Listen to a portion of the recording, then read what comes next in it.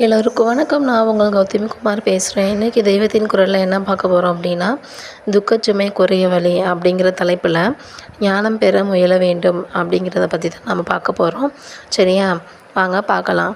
நாம் எல்லாருமே பரம்பொருள் பற்றி உண்மையான ஞானத்தை பெற முயல வேண்டும். பரம்பொருளை பற்றியான உண்மையான ஞானத்தை தான் பெற முயற்சிக்க வேணும். சரியா, இந்த ஞானங்கிறது என்ன? பரம்பொருள் தான் இந்த உலகத்தில் இருக்கக்கூடியவர். அவர் தான் பரமாத்மா, கடவுள் எல்லாமே. சரியா, அதை தவிர வேறு எதுவுமே இல்லை அப்படிங்கிறது தான் உண்மை. அந்த ஒன்று தான் இத்தனையாக தோன்றுகிறது. சரியா, இத்தனையான தோற்றங்களில் இருக்கக்கூடியதும் அது ஒன்று தான்.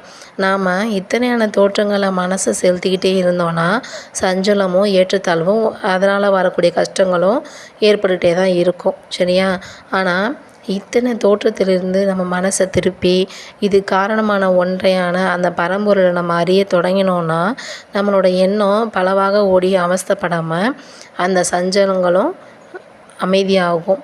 சரியா, ஒரே வஸ்து அப்படிங்கிற அந்த பரம்பொருள் பின்னாடி அது ஆனதுக்கப்புறமேட்டு அந்த சஞ்சலத்துக்கோ ஏற்றத்தாழ்க்கோ இடம் ஏது?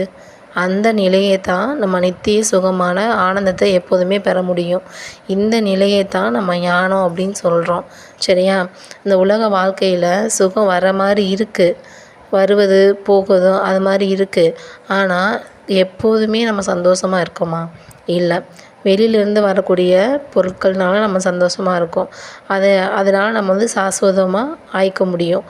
ஆனால் வெளியிலேருந்து வர்றது நமக்கு சுவாதீனப்படாமல் நம்ம கையை விட்டு போயிடும். வெளியிலேருந்து வரக்கூடிய பொருட்கள் எல்லாமே வெளிப்பொருட்கள்லாம் நம்ம உலக வாழ்க்கையில் அனுபவிக்கக்கூடிய பொருட்கள்.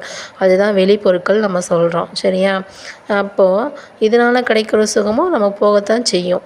இப்படி இந்த நிமிஷம் சுகமாக இருக்கிறதும் அடுத்த நிமிஷம் மறைகிறதும் அந்த மாதிரியே போய்கிட்டே இருக்குது. இதை எப்படி சொல்லலான்னா, ஒரு மரத்துக்கடியில் நம்ம உட்காந்துருக்கும்போது அந்த மரத்தினுடைய கிளைகள் அங்கிட்டும் இங்கிட்டும் ஆடும்போது அந்த இடுக்கு வழியாக கொஞ்சம் வெளிச்சம் வந்து பாஞ்சிட்டு போகுது இல்லையா? அடுத்த நிமிஷமே நிழல் வந்து மூடிக்குது.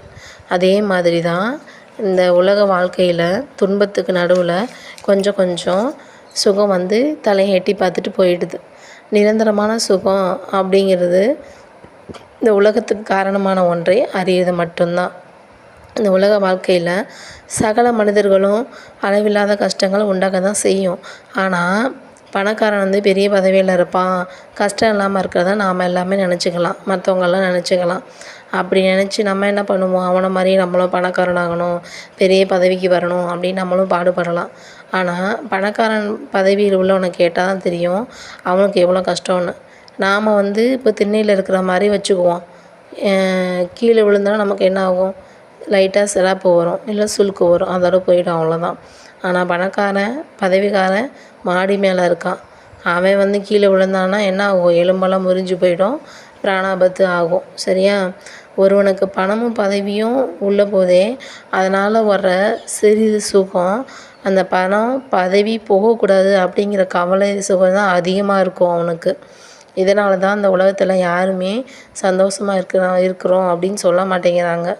ஒவ்வொருவனும் அவங்களே புத்திசாலி, அவங்க தான் மிக யோகியம், அவங்க தான் ரொம்ப அழகு அப்படின்னு நினச்சிக்கிட்ருக்காங்க.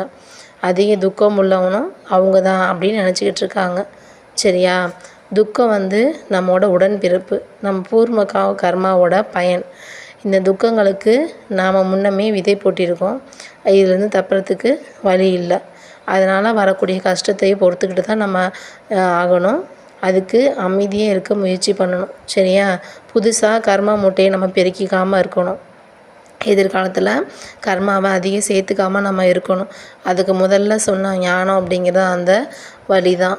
சரியா, தவம் பண்ணி அந்த ஞானத்தை அடைய நம்ம முயற்சி பண்ணணும். சரிங்களா, இன்றைக்கி நம்ம துக்கச்சுமை குறைய வழி அதில் ஞானம் பெற முயற்சிக்க வேணும். அதை வந்து பார்த்தோம். நாளைக்கு இதோட தொடர்ச்சியை நம்ம பார்க்கலாம். சரியா, அது வரைக்கும் நன்றி, வணக்கம்.